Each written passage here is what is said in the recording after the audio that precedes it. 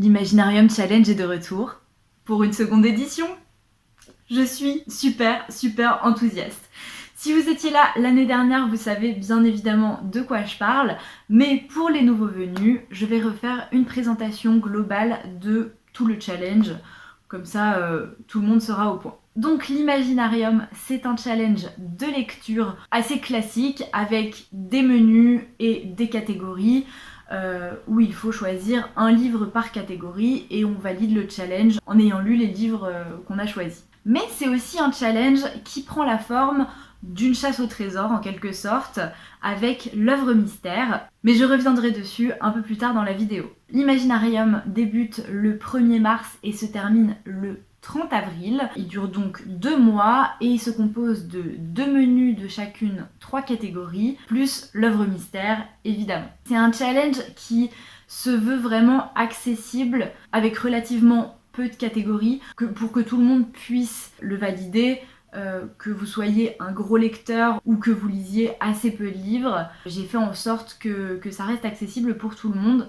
Les catégories sont aussi assez flexibles, mais ça reste un challenge qui célèbre les mondes de l'imaginaire et donc il y a une règle, la règle d'or, c'est de choisir uniquement des lectures de l'imaginaire. Donc après, qu'est-ce que vous entendez par imaginaire? C'est à vous de l'interpréter comme vous voulez. Ça peut être de la fantasy, ça peut être de la SF, ça peut être de l'horreur, ça peut être du fantastique, ça peut être dans des mondes complètement imaginaires, comme ça peut être des histoires qui se déroulent dans notre monde avec une toute petite pointe de magie ou de ce que vous voulez. C'est vraiment à vous de voir avec vous-même ce qui fait partie ou pas de l'imaginaire.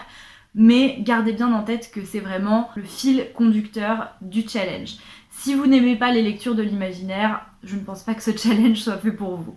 Donc je pense que maintenant que tout le monde est au point sur le fonctionnement du challenge, je vais pouvoir enfin vous présenter les menus de cette année. J'ai trop hâte de vous présenter tout ça. Le menu numéro 1 cette année s'appelle Au fond de nos pages. Et la première catégorie, c'est A440. Donc là, les mots-clés sont science-fiction, espace, extraterrestre, robots et musique.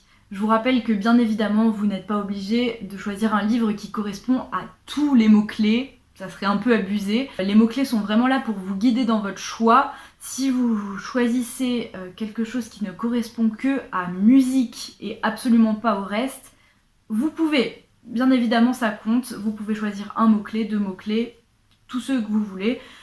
C'est vraiment là juste pour vous guider. La seconde catégorie, c'est du coq à l'âne. Et là, les mots-clés sont anthropomorphisme, animaux, jeu de mots, humour et duo.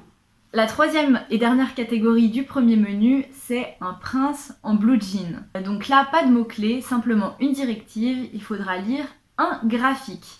Alors, par graphique, j'entends bien sûr tout ce qui est BD, manga, comics, albums, mais aussi tout ce qui va être roman illustré, vraiment tout ce que vous voulez à partir du moment où il y a des dessins à l'intérieur. C'est une catégorie qui existait déjà l'année dernière et c'est quelque chose que j'ai décidé de garder parce que tout ce qui est graphique, illustration, c'est quelque chose qui me tient beaucoup à cœur et que j'ai envie de partager avec vous. Donc ça reste cette année aussi. On va pouvoir passer au second menu qui s'appelle Au fond du lit cage.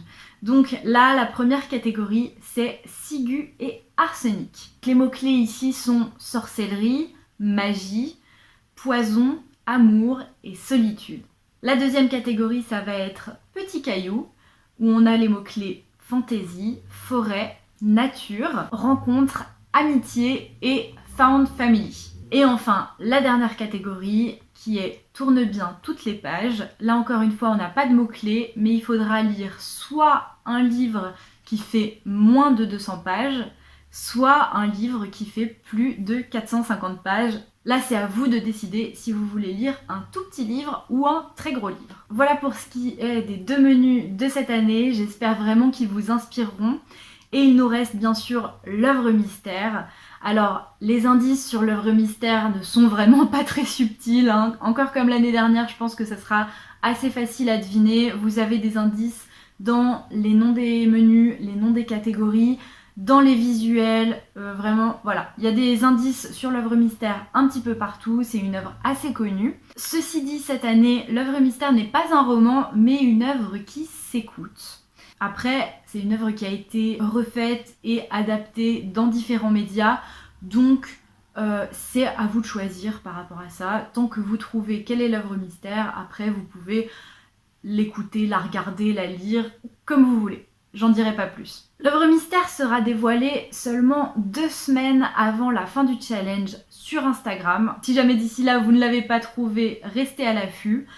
Je pense que nombre d'entre vous l'auront déjà trouvé rien qu'avec cette vidéo, mais je vais vous demander de garder le secret. Si tout le monde pouvait jouer le jeu jusqu'à la fin du challenge, ça me rendrait un grand service. Donc voilà, si vous avez trouvé l'œuvre mystère, tant mieux pour vous, mais merci de ne pas la dévoiler ni en commentaire ici, ni sur les réseaux sociaux. C'est pas la peine non plus de me demander quelle est l'œuvre mystère, même si vous l'avez trouvée, je ne vous répondrai pas. Je ne répondrai à aucune question sur l'œuvre mystère jusqu'à la fin du challenge pour qu'on puisse tous jouer le jeu de la même manière. Si jamais vous n'êtes pas familier à ce genre de challenge de lecture, vous vous posez peut-être une question: comment participer? Alors, c'est très simple, pour participer, il suffit de lire. Vous pouvez valider un menu plus l'œuvre mystère, ou alors les 2 menus plus l'œuvre mystère, ça c'est comme vous voulez. Si vous lisez très peu, bah voilà, en 3 lectures, vous avez validé votre challenge.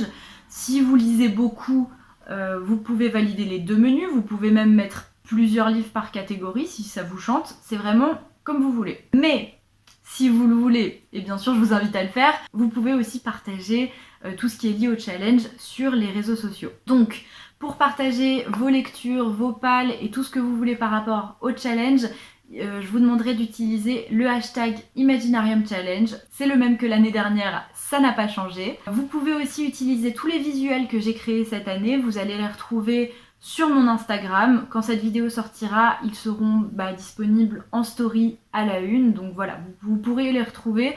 J'ai créé du coup des visuels pour les 2 menus de cette année, mais aussi des visuels pour vos stories, si vous souhaitez partager vos pals avec des petits encarts pour mettre les couvertures des livres, exactement comme l'année dernière. Et comme l'année dernière, j'ai aussi créé 2 petits marque-pages qui seront disponibles dans la description de cette vidéo, dans un Google Doc, qui sera accessible à tout le monde.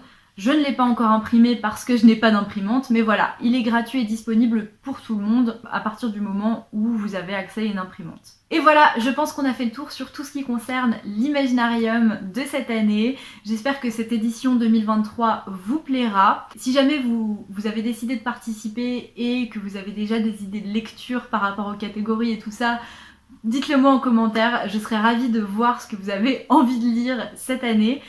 Et surtout, s'il vous plaît, partagez cette vidéo, partagez le challenge à toutes les personnes qui pourraient être intéressées, parce que c'est pour ça que j'ai créé ce challenge, c'est pour l'aspect communautaire. Donc si un maximum de personnes pouvaient participer, partager leur lecture et qu'on puisse profiter tous ensemble de ces 2 mois pour parler d'imaginaire et de lecture et tout ça, ça serait, je pense, super chouette. C'était déjà une super expérience l'année dernière et j'ai vraiment envie que ça continue. Moi en tout cas, je vous reviens très bientôt pour vous présenter ma palle pour cette année. Ça vous donnera peut-être des idées si vous bloquez sur la création de votre palle. Et en attendant, je vous souhaite de très belles lectures. Bye!